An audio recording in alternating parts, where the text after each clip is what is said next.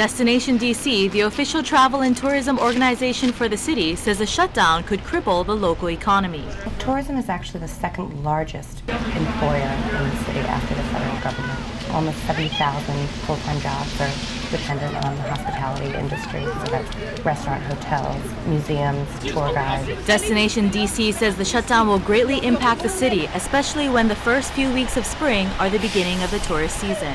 2010, $127 million generated by tourism during the National Cherry Blossom Festival during those first few weeks of spring on the National Mall alone. Washington, D.C. would come to a complete stop, and attractions like the Washington Monument would close their doors. It's disappointing because we were going to do the Smithsonian and everything over the weekend. We're trying to get everything in today, including the Capitol, and obviously we're not going to get it all in. But rain did not stop tourists from trying to fill their Friday with last-minute visits to famous Washington, D.C. monuments and museums that may be closed tomorrow. We've seen the Smithsonian, Air and Space, the American Indian, natural history, and American history. Probably leave tomorrow because of the closure. Otherwise, we would have stayed 2 more days. Tourists packed their itinerary with as many attractions as possible before the deadline.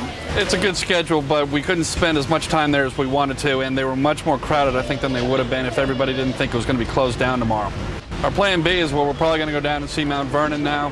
We're going to try and go to Arlington, do much more driving than I plan to do.